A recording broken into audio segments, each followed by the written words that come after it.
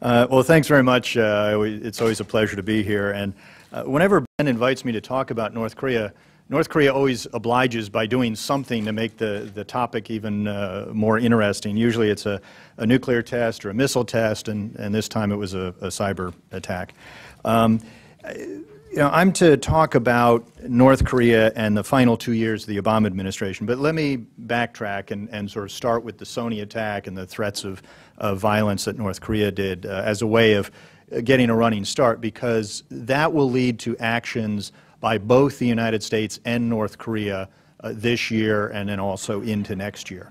So the cyber attack on Sony, what you'll see in the press now is a lot of questions, at least from sort of cyber experts, as to whether North Korea really did it. And the FBI just yesterday came out with a little bit more evidence or indications as to why they thought North Korea was it, and people are still questioning it.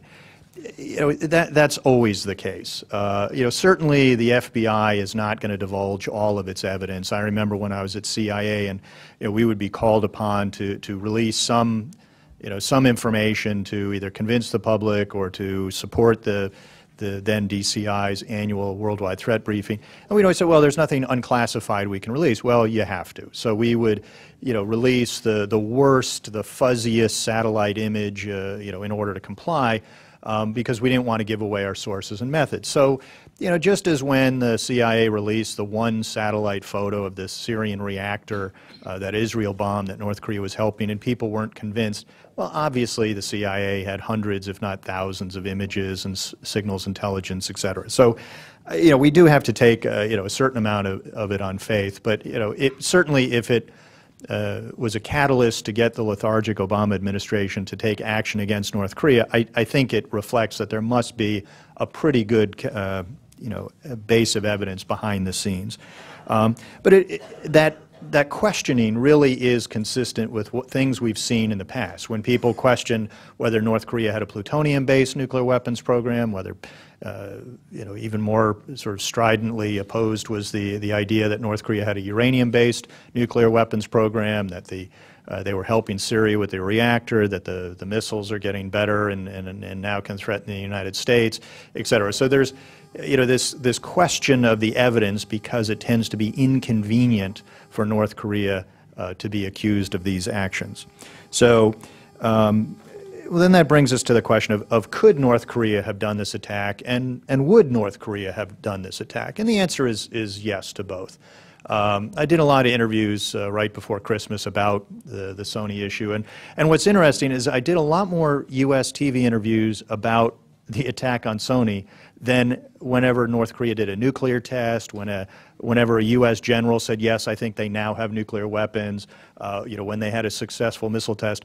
It was just interesting is that the U.S. focus, the media focus, was much stronger when it was an attack on Hollywood than when it was actually a more legitimate national security threat of increasing nuclear and missile capabilities.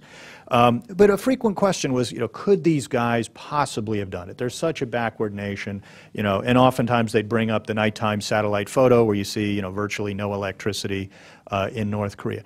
The reality, and it did come as a surprise to the media, as well as actually a lot of North Korean experts, is they do have a very strong cyber capability. They have what was seen as 3,000 or so cyber warriors, as they called them, in this Unit 121, which is subordinate to the General Reconnaissance Bureau, a security service of the North Korean government.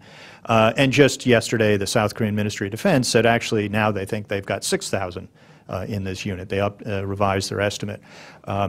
U.S. and South Korean officials in the past have identified North Korea as being behind previous attacks on U.S. government agencies, South Korean government agencies, South Korean banks, businesses, media organizations, even defector groups in South Korea.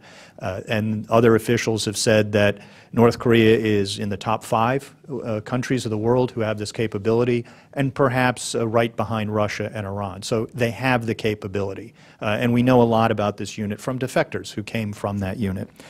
Secondly, would they do it? Yes.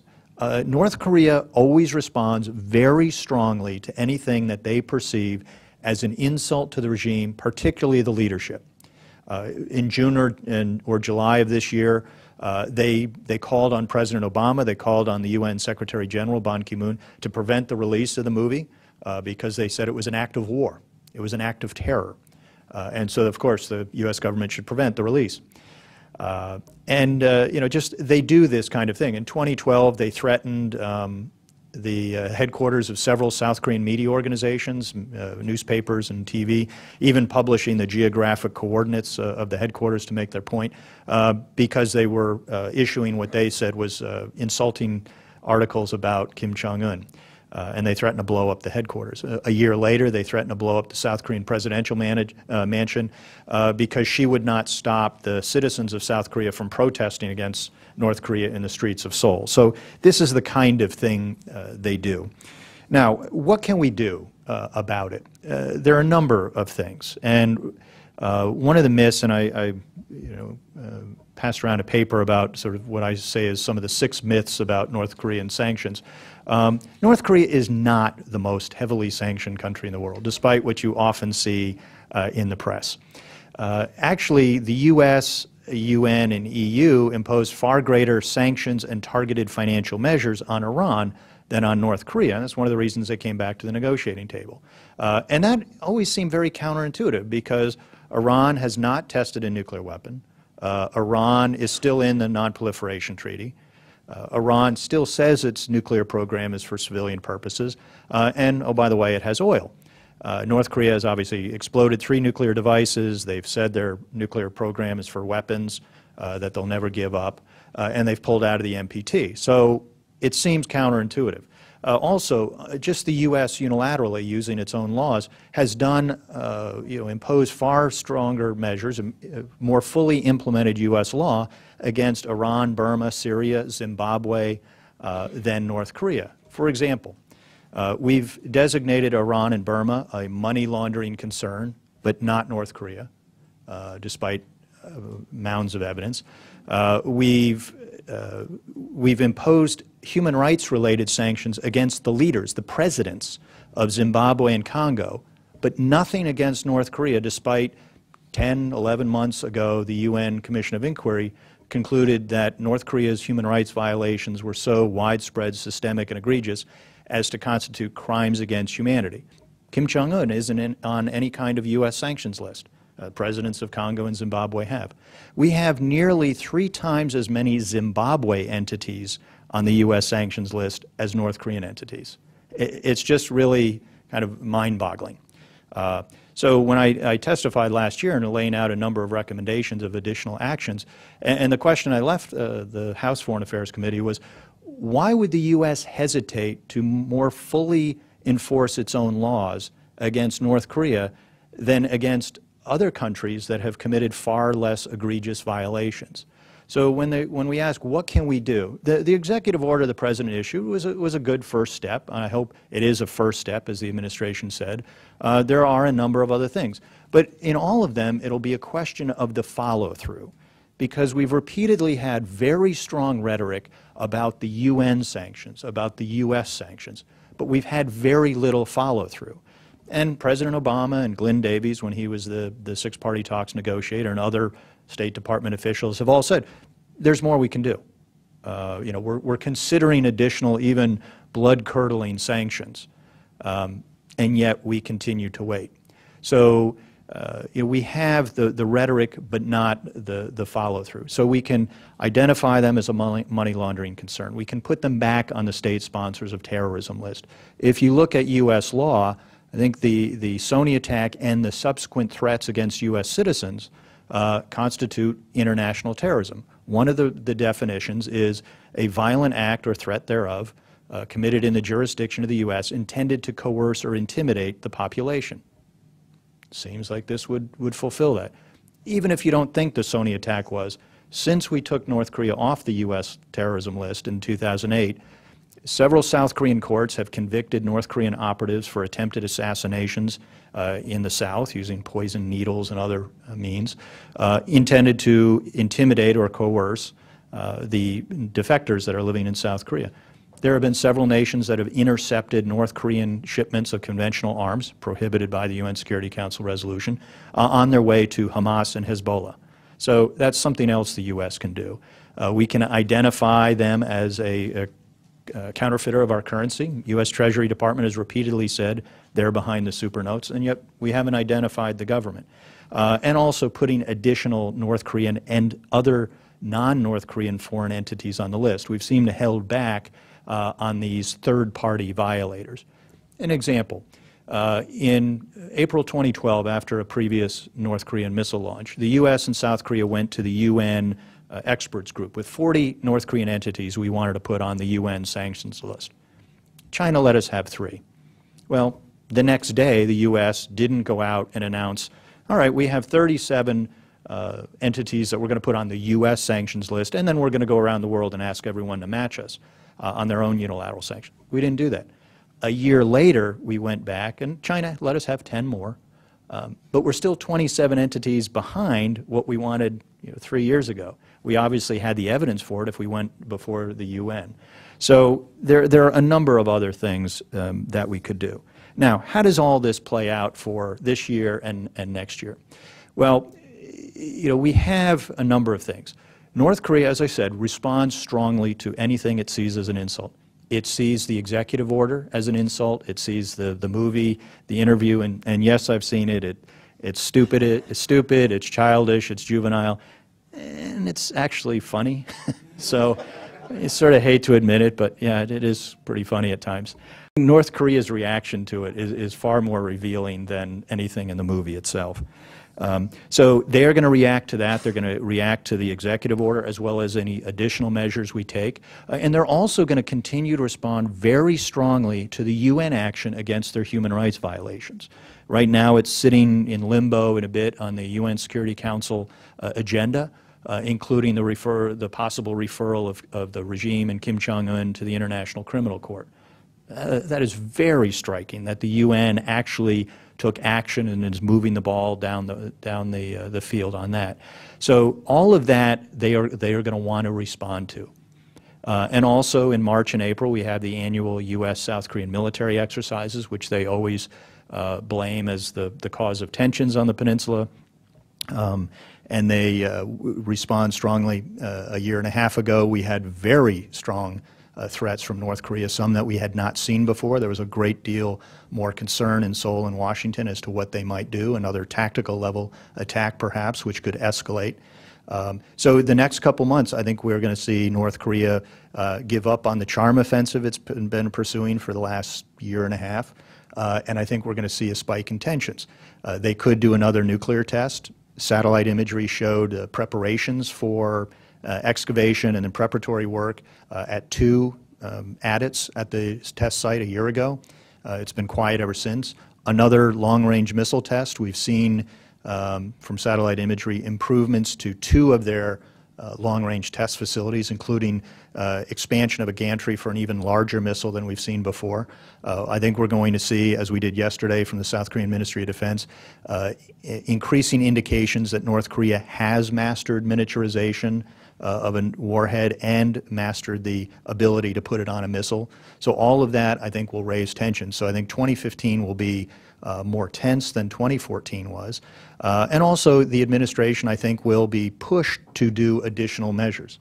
Obviously, we have a new Senate, and I think that the Senate will be more amenable to, for example, Congressman Ed Royce's North Korea Sanctions Enforcement Act, which passed the House last year, but was not passed by the Senate.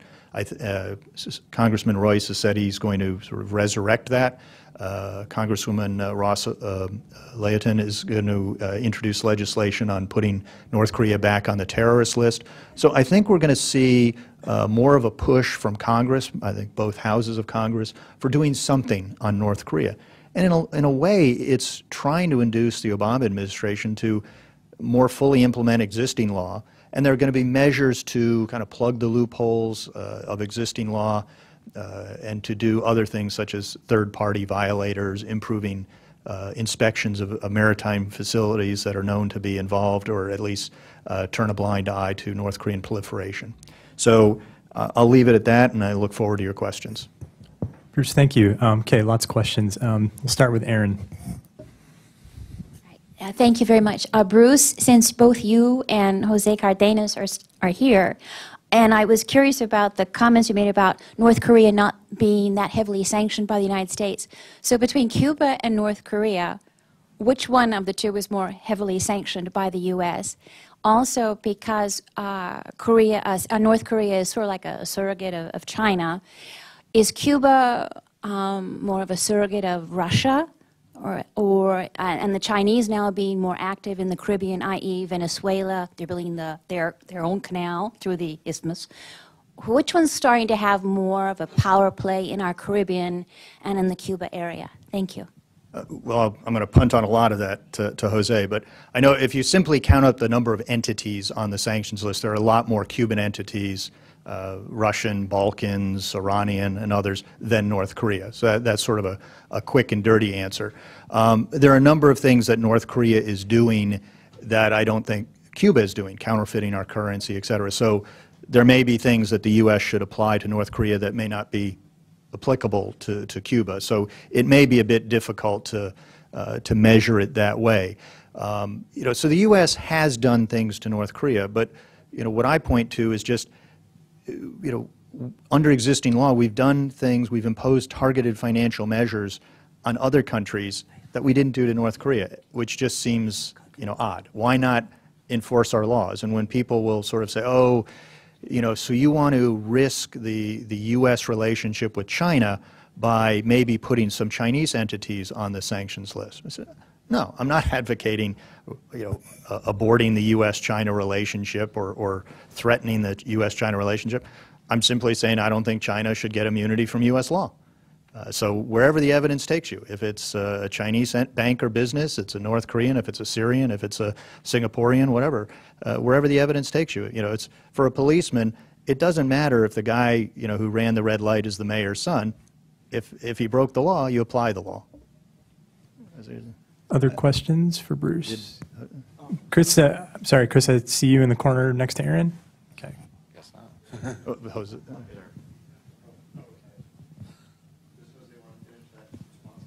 I'll just be very brief. When it comes to Cuba and sanctions, I think what we're talking about is mostly a symbolic gesture, a symbolic refutation, or let's say a symbolic denunciation of the system that they perpetrate on their own citizens. If you're in a hotel, you're a foreigner in a hotel in Havana, pretty much you could find a Coca-Cola anywhere. I think where it really bites the Cubans is where we prevent credits, we prevent participation in IFIs. Cuba has reneged on basically every single person who's ever lent them a dime or a peso, as it were. So the embargo stands largely as a symbol of rejection of the regime, and again, anybody that really wants to get through, as far as geopolitically, I think that China is really, if you see what's going on with China right now, it's a real problem. Everyone will want to tell you that China and Latin America is simply an economics-based involvement. Well, two presidents, Maduro in Venezuela and Correa in Ecuador, two anti-American populists, recently were in Beijing, coming back with billions, with a B, in aid and loans to offset the price, the oil price fall. So those aren't economic decisions by the Chinese; those are political. Okay, Chris. Thank you both for being here, and I do have a North Korea question, which is that yesterday I heard, I think it was actually from Claire Lopez at CSP, that the North Koreans, that there was a report or a rumor that the North Koreans had achieved the ability to strike the continental United States with a nuclear weapon. And I didn't get a chance yesterday to ask her before she left about that, and I was wondering if you know anything about it and what I should tell my boss. Yeah, I think what the catalyst was the South Korean Ministry of Defense released their white paper yesterday. I haven't got through the whole document, but sort of the headlines are the doubling of their cyber warrior group and that South Korea now thinks that increasingly likely North Korea has achieved miniaturization and an ability to strike the U.S. I need to go to the document to see the exact wording. But sort of what has, the prevalent view has been sort of as it's always been, well, North Korea hasn't done it yet, and it changes. It can be, oh, they haven't achieved plutonium reprocessing capability. They haven't achieved uranium reprocessing. It goes on and on. I published a paper last year where I concluded that I think North Korea has achieved warhead miniaturization, and that it has achieved the ability to mate the warhead to their medium-range no-dong missile. The no-dong can reach all of Japan, and as a South Korean legislator revealed last year, several of the tests, missile tests last year by North Korea were to a higher trajectory in order to shorten the range of the no-dong. So whereas before it was, well, the Scud missiles can reach South Korea, the no-dong can reach Japan, I think the no-dong can be used to attack South Korea when they fire it to this higher trajectory.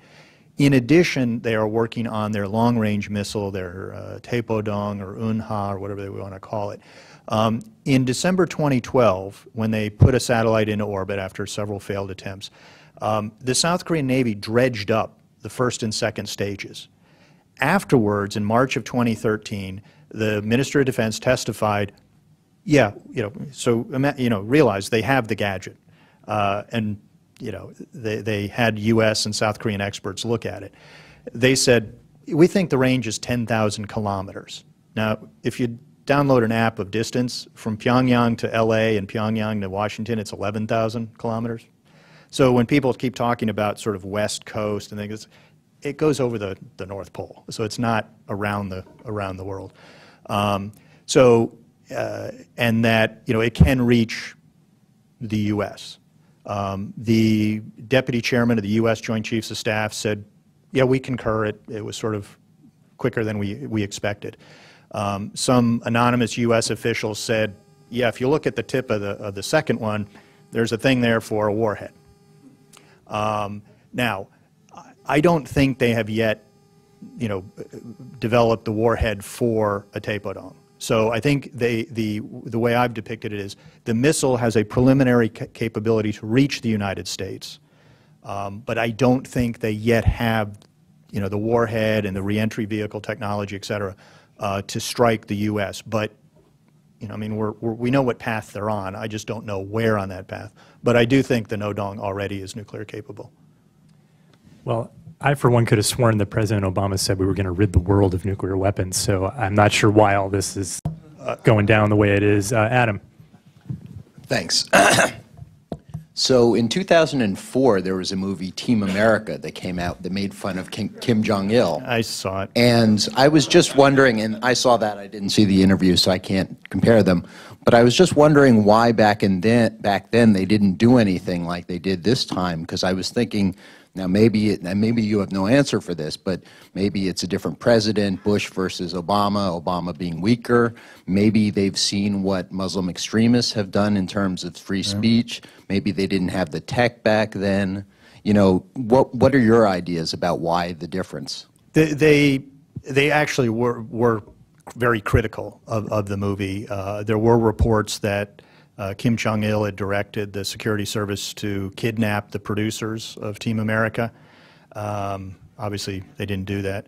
Although in I think it was the late 70s, there was a South Korean producer and his actress wife that Kim Jong-il liked, so he had both of them kidnapped, brought them to North Korea where they made movies for North Korea until they were allowed to go on a trip to, I think it was Vienna, and then they escaped. But anyway, they were critical. They perhaps were thinking of kidnapping the producers, but obviously not to the same level as today. Is it because they're more capable with a nuclear weapon? They are feeling more powerful, or Kim Jong-un instead of Kim Jong-il? I don't know. But we have, like I said, in 2012 and 2013, we saw these very clear threats against South Korean newspapers and TV studios, at least the threats.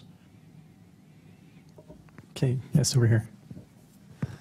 So regarding not to get too much into the weeds, but regarding their technical capabilities with this, I think, Unit 121 that you mentioned, what are the possibilities that the Chinese Unit 61398, I think it is, the cyber brigade over there, is it possible that they were either directly involved or perhaps were responsible for training some of these guys?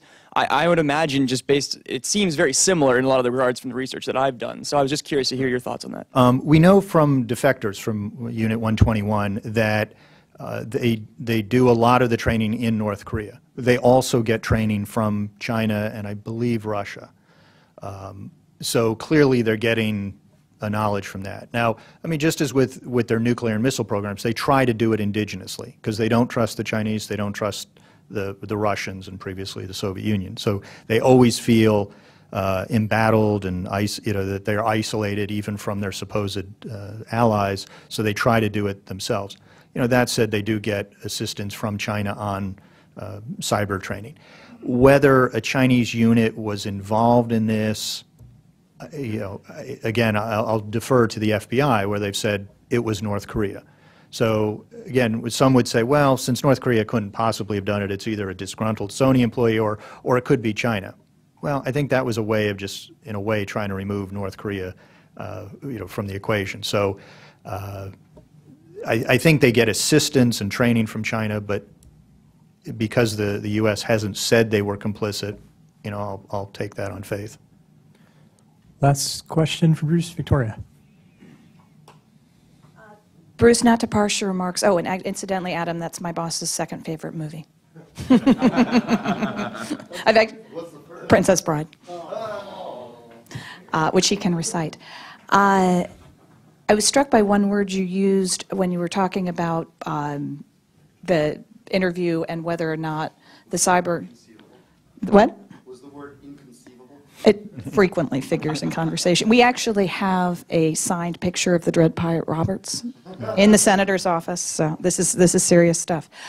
When you said it was an arguable terrorist attack, and this actually loops into Jose as well, because one of the things we've been most concerned about with the Cuba outreach, which hasn't gotten a lot of play, is the notion that they might be removed from the state sponsor of terrorism list, which is something we've vocally opposed and would like very much to point out what we consider to be the real problem with using removal from that list as a diplomatic tool, because clearly this is what happened with North Korea, and certainly in the light of the Paris attacks yesterday, I mean, this is a tool of terrorism to attack free speech. And so I was wondering why you used the word arguable and whether or not you think we should be actively looking to replace them on the list. Right. I guess it's just, since I'm not a lawyer, it seems to me that the act and not only the cyber attack, but the threats against Americans, that it was, to me, seems to fulfill the legal requirements. And as I said, even setting it aside, the other things they've done since 2008, and I remember sending a list of these things over to a staffer, I think last year, where it's the various South Korean courts have, convicted people for the North Korean operatives, the intercepted shipments of, for Hamas, Hezbollah. I think all of that, even separate from Sony, would, entitle them to go back on the list. So I think it's a step that we should take. And someone would say, well, really the specific sanctions related to the terrorism list are already mimicked on other vehicles. But I sort of believe in fulfilling the law, and I think we should have every time we have now, because of the UN Commission of Inquiry report, we should always say North Korea, comma, purveyors of crimes against humanity, comma, ... and China, comma, facilitator of North Korean crimes against humanity, comma, ... So with North Korea, I think we ought to add and state sponsor of terrorism, as a way of emphasizing the nature of the regime. So when you have a regime that is committing crimes against humanity, that's committing terrorist acts, I think it sets the tone for how the U.S. and its allies and other nations should be responding to North Korea. And just to sort of throw it open a bit more, We always say sanctions because it's sort of a short, easy word, but the correct term really is targeted financial measures. And just to explain a little bit about that is there are a number of things, and I did a paper in a shameless self-promotion called Time to Get North Korean Sanctions Right. I wrote it in actually November of 2013, but we still have it on the Heritage website because it's still very pertinent, where I explain the nature of these targeted financial measures. Even the most reclusive regime or terrorist group has to move its money across borders at some point, either in suitcases, which is inefficient and suspicious, or digitally. Because the U.S. dollar is so important to the international financial system, it's the currency of reserve for most countries, the vast majority of all international financial transactions, some would say 95%, others say 80%, are denominated in dollars. What that means is it has to go through a U.S. bank, which is regulated by the U.S. Treasury. So if you transmit money from Australia to England and it's denominated in dollars, it goes through New York. And that gives the U.S. tremendous leverage. So if you're moving money from Macau to China to North Korea, it goes through New York. And what happens is, because if you, as we did in 2005 with Banco Delta Asia, if you identify an entity as a money laundering concern, they cannot access their correspondent accounts in the United States. They cannot access the financial system. That puts a huge impact on them. It's also like a scarlet letter. No one wants to deal with them because then they may be labeled a money laundering concern. So it has a number of secondary and tertiary impacts. So if you apply those targeted financial measures, you're not hurting the people of the country. You're going after those that are violating the law. I just want to point out there's a line in Princess Bride that says never get involved in a land war in Asia. So if we do even just half the things you're talking about, Bruce, it seems like we will have an effect without actually having to have a land war in Asia, and that could be useful. Well, and don't debate death with a Sicilian. But, right, absolutely. Well, and actually, I think one of the things that I've sort of felt a lone voice in the woods talking about targeted financial measures the last year or so is that if you identify the evidence, if you identify the facts, the existing laws, et cetera, it gives you a middle ground between what I think too often is kind of the throwaway remark on TV of, well, we can't bomb them, we can, so I guess we got to talk to them. It's like, no, there are measures in between. And so I think if you sort of delve more into, punitive measures, along with offers of conditional engagement, that have to be transparent, reciprocal, and conditional. I mean, you're trying to use all the instruments of national power, and you don't toss one aside. As Frederick the Great said, having diplomacy without arms is like having an orchestra without instruments. You use all of them together. One is not better than the other, but you don't toss one aside and overemphasize the other. Any more questions for Bruce before we break? If not, Bruce, thank you so much. Thank you.